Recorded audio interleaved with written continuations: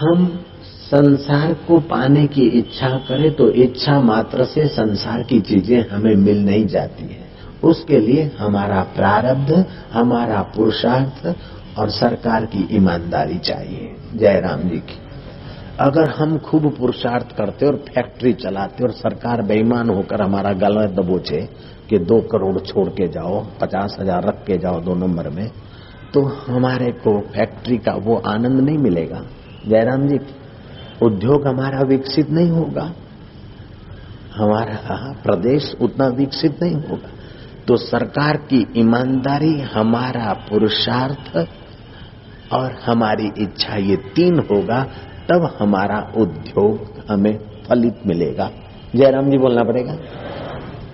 अब सरकार डकैती करने लगे और हमारा गला दबोचने लगे कि तुम इतना धर जाओ, उतना धर जाओ, तो हम कहेंगे भाई चलो दूसरे प्रांत में, दूसरे देश में काम करो।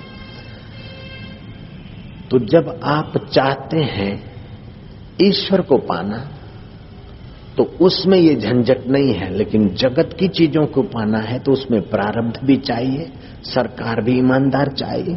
जयराम जी की। और आपका पुरुषार्थ भी चाहिए। लेकिन आप ईश्वर को पाना चाहते हो तो सरकार ईमानदार हो चाहे बेईमान हो, उसकी ऐसी तैसी। जयराम जी की। ईश्वर को पाना चाहो तो सरकार ईमानदार हो चाहे बेईमान हो, उसकी ऐसी तैसी। जयराम जी बोलना पड़ेगा। आपका प्रारब्ध बढ़िया हो चाहे घटिया हो, उसकी ऐसी तैसी। आप केवल ईश्वर को पाने की तीव्र इच्छा रखते हैं तो अंतर्यामी ईश्वर आपके भाव को समझ जाता है। जैसे कीड़ी गरुड़ से मिलने की इच्छा रखे और गरुड़ को पता चल जाए तो कीड़ी अपनी चाल से चलेगी, लेकिन गरुड़ अपनी चाल से भागेगा। ऐसे जीवात्मा अपनी चाल से ईश्वर को पाने के लिए प्रयत्न करेगा, लेकिन ईश्वर अपनी उदारता से उसे वातावरण दे देगा और जल्दी साधना के जहाज में बिठा देगा। और यही तो फल है कि आप बैठे। आपकी केवल इच्छा थी ईश्वर के रास्ते जाने की। मंडप बनाने वालों ने बनाया, ठेका देने वालों ने दिया, माइक लाने वालों ने लाया, कथा करने वालों ने करा, सजाने वालों ने सजाया। आपकी तो इच्छा मात्र थी कि सत्संग मिल जाए। सब कुछ तैयार मिल रहा है। जयराम जी बोलना पड़ेगा।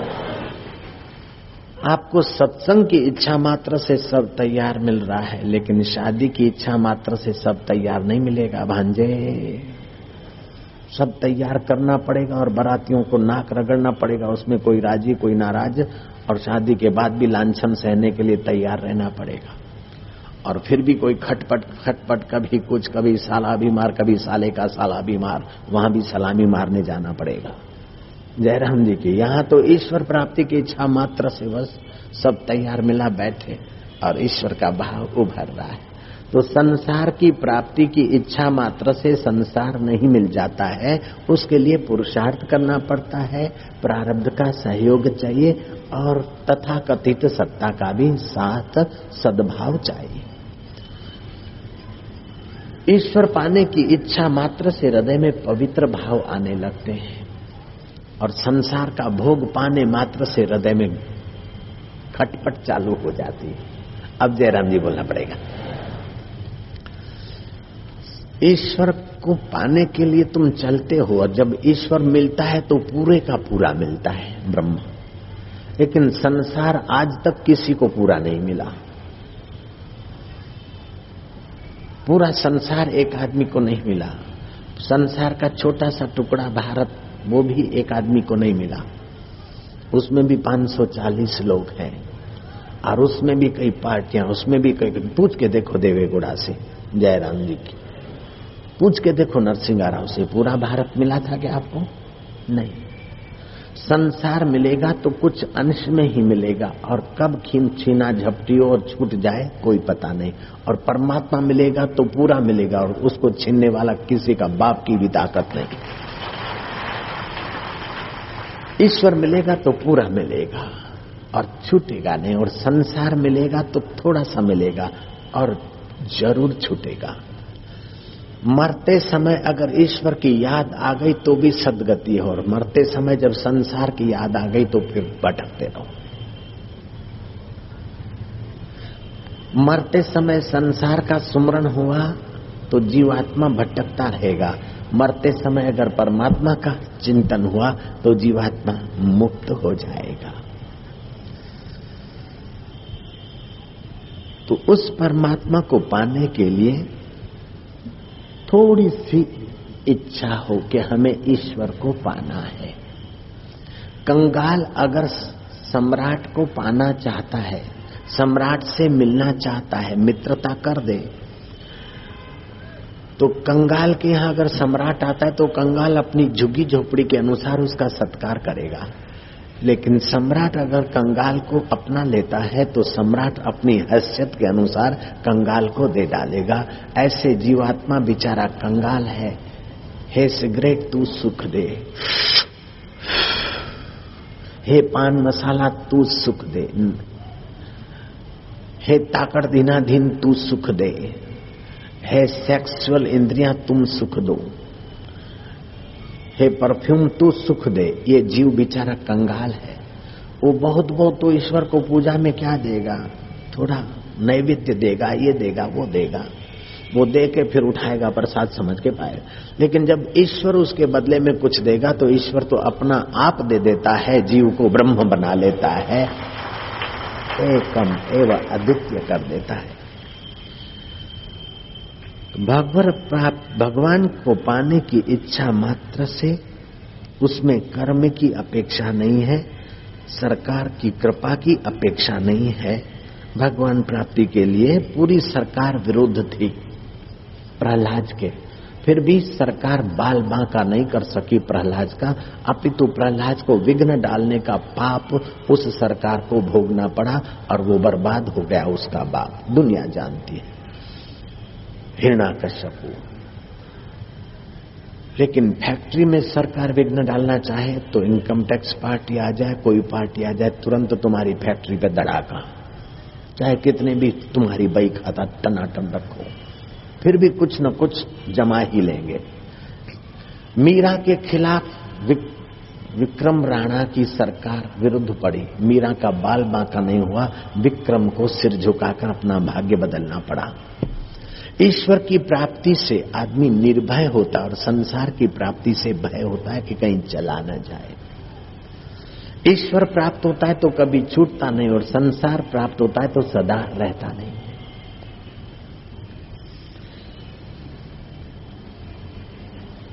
ईश्वर की प्राप्ति की इच्छा से पाप नाश होने लगते और भोगों की प्राप्ति की इच्छा मात्र से पाप वासनाएं और छल कपट उभरने लगता है।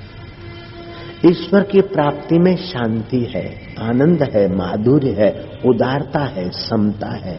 और संसार की प्राप्ति में अपने पड़ोसी से भी छल कपट करना पड़ता है, पत्नी से भी कुछ छुपा कर रखना पड़ता है, इनकम टैक्स से भी छुपा के रखना पड़ता है, सेल टैक्स वाले से भी छुपा के रखना पड़ता है, यहाँ तक कि भाई भाई से भी कुछ न कुछ तो छुपा ही देता है।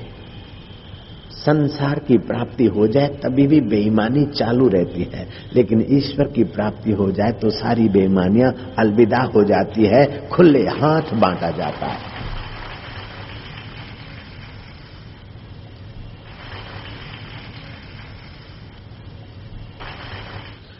ईश्वर का सुमरण करते करते अगर मृत्यु आ जाए तो सुखपूर्वक आदमी मरता है, लेकिन संसार का स्मरण करते करते मृत्यु आती है तो आदमी के प्राण ठीक से नहीं निकलते। महाराणा प्रताप के प्राण नहीं निकल रहे थे। लोगों ने पूछा, अन्नदाता आपने देश के लिए घास की रोटी खाई, भारत के शान को बुलंद रखने के लिए आप दर दर भटके, जंगलों में भटके, लेकिन आपने अकबर के आगे घुटने नहीं टेके। मरते समय पापी आदमी के प्राण छटपटाते, आप तो धर्मात्मा है, देशभक्त है, अन्नदाता आपके प्राण नहीं निकल रहे हैं, क्या कारण है? राणा प्रताप की आंखों से आंसू की धारा बही, टूटे कंठ बोले कि एक बार मेरा बेटा मेरे साथ आ रहा था, उसका पगड़ी बेर के पेड़ से छुई और उतर गई और उसको पता तक नहीं चला। इतना लापरवाह मेरा बेटा, मेरे पीछे देश की सेवा क्या करेगा। जिस भारत भूमि का अन्न खाया है वो लापरवाह उस अन्नदात्री की क्या सेवा करेगा। मैं ऐसा लापरवाह पुत्र छोड़कर जाता हूं, इस बात की चिंता में मेरे प्राण नहीं निकल रहे। लोगों ने जाकर उसके बेटे को फटनालत किया और बेटे ने आकर महाराणा प्रताप के चरणों में अपना सिर रखा कि पिताजी, अब मैं लापरवाही जैसी बेवकूफी नहीं करूंगा, मैं सतर्क रहूंगा, अपने कर्म में सतर्क रहूंगा। आप निश्चिंत रहे, मैं आपको वचन देता हूं। तब महाराणा प्रताप का प्राण सुख से निकला। लेकिन भगवान का चिंतन करते तो ऐसे पवित्र महाराणा प्रताप के आचरण को अंत समय इतना दुख नहीं होता। भगवत प्राप्ति के 5 सुंदर साधन हैं। जैसे पंच सकारी चूर्ण से पेट के शूल दूर हो जाता है, पेट के तमाम प्रकार की बीमारियां दूर हो जाती है, ऐसे ही पंच सकारी साधना से जन्म मरण भव रोग का शूल दूर हो जाता है। आपके जीवन में अगर ईश्वरत्व का अनुभव करना है, छुपे हुए अंतर्यामी राम का अनुभव करना है, तो ये पंच सकारी साधना चाहे किसी भी जाति मजहब पार्टी का आदमी हो, ये साधना सबके लिए 4 चांद लगाएगी। एक है आपके जीवन में सहिष्णुता लाओ, जरा जरा बात में डरो मत, जरा जरा बात में उद्विग्न मत हो, जरा जरा बात में बहक मत जाओ, जरा जरा बात में सुकड़ मत जाओ। थोड़ी सहन शक्ति रखो, तटस्थ रहो, वक्त बीत जाएगा। कितना भी बद्दा वक्त हो चाहे बढ़िया वक्त हो, ये बीतने वाला है और तुम्हारा चैतन्य अब बीतने वाला है। ये वक्त की परिस्थितियां साथ नहीं रहेगी, लेकिन तुम्हारा परमेश्वर तो मौत के बाद भी तुम्हारे साथ रहेगा। इस प्रकार की समझ बनाए रखो। अगले जन्म का दोस्त अभी तुम्हारे साथ नहीं है, अगले जन्म के सर्टिफिकेट तुम्हारे साथ नहीं है, अगले जन्म का माता पिता अभी नहीं है, बचपन के मित्र अभी नहीं है, बचपन की तोतली भाषा अभी नहीं है, बचपन के खिलौने और नन्हे नन्हे कपड़े अभी नहीं है, लेकिन बचपन में जो तुम्हारे दिल में दिल भर धड़कने चला रहा था वो अभी भी है और बाद में भी रहेगा। इसी को सिख धर्म के आदि गुरु नानक ने कहा, आद सत जुगात सत है भी सत, नानक हो से भी सत। आप सत्य का, ईश्वर का आश्रय लीजिए और परिस्थितियों के प्रभाव से बचिए। जो लोग परिस्थितियों को सत्य मानते वो कभी घबराकर सुसाइड तक की बात बोल देते हैं, ये बहुत अपराध है। हर रोज 12,000 आदमी सुसाइड की बात संकल्प करते हैं। मनोवैज्ञानिक प्रोफेसर ने विद्यार्थियों को ऊंची छत पर जाकर ये प्रश्न पूछा कि नीचे झांको और डर क्यों लगता है। विद्यार्थियों ने अपनी अपनी व्याख्या की। प्रोफेसर ने कहा नहीं, डर ऊंची छत पर नीचे ताकते और डर लगता है, उसका एक मनोवैज्ञानिक सच्चा अनुभव यह है कि हर मनुष्य जीवन में कभी न कभी एक आध बार मर जाने का सोच लेता है। मर जाने का जो सोच लेता है वही उसका मृत्यु का भय, उसे ऊंची छत से मर न जाऊं, डर न जाऊं ऐसा लगता है। हर रोज 12,000 आदमी धरती पर आत्महत्या का प्रयास करते हैं, उसमें कुछ लोग आत्महत्या कर पाते हैं। 8 आदमी में 9 आदमी में 8 आदमी आत्महत्या करते करते चिल्लाते और बच जाते और 9वां सफल हो जाता है। सफल तो क्या होता है, प्रेत हो जाता है। इसलिए आत्महत्या जैसा घोर पातक भी परिस्थितियों की सहन शक्ति न होने के कारण होता है। इसलिए कोई भी परिस्थिति आ जाए मरने का नहीं सोचना चाहिए, अथवा तो दुखी होने से अपने चित्त को बचाना चाहिए। ये सहिष्णुता का सद्गुण होगा तभी आप बच पाओगे। टीवी में एडवर्टाइज देखी फर्नीचर की, उसकी आप जरा सह लो। वो पेप्सी देखी, फलाना देखा, लाए पिए, तो आप बिखर जाएंगे। आप थोड़ा धीरज रखो, इन दृश्यों को पसार होने दो। आप कौन सी एडवर्टाइज का कौन सा माल खरीदोगे, और जितना एडवर्टाइज में वो लोग खर्च करते हैं उससे दुगना तिगना तुम्हारे से नोचते हैं। इसलिए जरा सावधान रहिए। जयराम जी बोलना पड़ेगा। एक तो जीवन में सहिष्णुता का सद्गुण लाइए, दूसरे की उन्नति के तेज को भी सह लीजिए और अपने अपमान को भी सह लीजिए, अपने दुख को भी सह लीजिए और पड़ोसी के सुख को भी बचा लीजिए। परेशान मत होइए। आज यहाँ वहाँ फूल खिला है तो कल यहाँ खिलेगा, आज उस पेड़ ने फल दिए तो कल इस पेड़ में फल लगेंगे। ऐसा करके जेलसी के दुर्गुण से भी सहिष्णुता का सद्गुण तुम्हें बचाएगा और तुम्हारे चित्त को पावन रखेगा। दूसरी बात है, आपके जीवन में सेवा का सद्गुण हो। ईश्वर की सृष्टि को संवारने के भाव से आप पुत्र, पौत्र, पत्नी, पति की सेवा भावना से ही लेन देन करो। पत्नी मुझे सुख देगी इस भाव से किया तो पति पत्नी में झगड़ा रहेगा। पति मुझे सुख दे इस भाव से किया तो स्वार्थ हो जाएगा। स्वार्थ लंबा समय तक शांति नहीं दे सकता है। पति की गत पत जाने, मैं तो सेवा करके अपना कर्तव्य निभा लूं। पत्नी की गत पत्नी जाने तो मेरा तो उत्तरदायित्व है उसे कपड़ा रोटी रोजी देना। ठीक, वो जबरन मेरी सेवा करे या मेरे साथ लाली लिपस्टिक लगाए और डिस्को करे या नाचे गाए, कोई जरूरी नहीं है। जयराम जी, जो लोग अपनी पत्नी को एक कठपुतली बंदरी बनाकर डांस कराकर दूसरे के हवाले करते और पत्नियां बदलते हैं, वो नारी जाति का सम्मान तो क्या करें, नारी जाति का घोर अपमान करते हैं।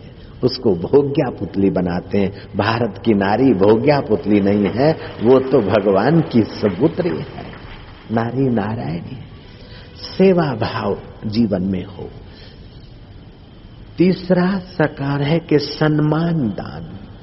छोटे से छोटा प्राणी और बड़े से बड़ा देवता भी सम्मान चाहता है, और सम्मान देने में रुपया पैसा नहीं लगता। सम्मान देते समय तुम्हारा हृदय भी पवित्र होता है। कल तुमने देखा हमने राजनेता को कितना प्यार दिया, जयराम जी की। हमें कोई एमपी नहीं बनना है, हमें कोई मिनिस्टर नहीं बनना है, अथवा हमें कोई नेताओं से कोई कृपा नहीं चाहनी है। एक बार गुजरात का मुख्यमंत्री बाबूभाई जसभाई आ गए। माइक वाले ने कहा, आज गुजरात के मुख्यमंत्री बाबूभाई जसभाई आए हैं आश्रम में, अब आश्रम के देवी कार्य को गुजरात का सुकानी सहयोग देंगे, हम प्रार्थना करते हैं। मैं क्या ठहरो, मुख्यमंत्री आए हैं सत्संग शांति पाने के लिए, आश्रम मंत्री से भीख मांगने के लिए नहीं बनाया गया। सरकार को चाहिए तो आश्रम का सदुपयोग करके अपना कल्याण करे, अपितु आश्रम सरकार की भीख पर नहीं चलता है। जयराम जी, मुख्यमंत्री देखता ही रह गया। वो तो मुख्यमंत्री का पद छोड़कर बेचारा कहीं अभी होगा, लेकिन आश्रम तो चल रहा है और जगह भी सब हो रहा है। जिस परमात्मा के आश्रय से देवी कार्य होता है, उस परमात्मा का आश्रय छोड़कर एक एक व्यक्ति को खुशामद क्या करो यार। एक एक व्यक्ति को प्यार करो, उसकी भलाई सोचो, खुशामद क्यों करो। जयराम जी बोलना पड़ेगा। और वशीकरण मंत्र है प्रेम को। आप निर्दोष सेवा करते प्यार करते हैं तो खुशामद से 1000 गुना ज्यादा उसका प्रभाव रहता है। क्या ख्याल है? मराठी ऐसा बोलते और हिंदी ऐसा बोलते। तो आपके जीवन में एक बात सहिष्णुता, दूसरी बात सम्मान दान, तीसरी बात स्वार्थ त्याग, चौथी बात सेवा का सद्गुण आए, पांचवी बात समता का सद्गुण आ जाए। चित्त सम रहेगा तो आपकी आत्मिक शक्ति बढ़ेगी, आपका योग सिद्ध होगा, आपके कर्म दिव्य होंगे और दिव्य कर्म आपको दिव्य स्वरूप आत्मा के आनंद से, आत्मा के ज्ञान से, आत्मा के प्रभाव से पूर्ण कर देंगे। तो श्री कृष्ण के इस वचन को आप उच्चारण करिए। भगवान कहते हैं, जन्म कर्म च मे दिव्यम एवं यो वेति तत्वतः त्यक्त्वा देहम पुनर्जन्म नयति मामेति सो अर्जुना। आपका जन्म और कर्म दिव्य हो, इसलिए आप थोड़ा ज्ञान योग का आश्रय लीजिए। अभी जो मैंने सुना है पंचसकार, ये ज्ञान योग की यात्रा है।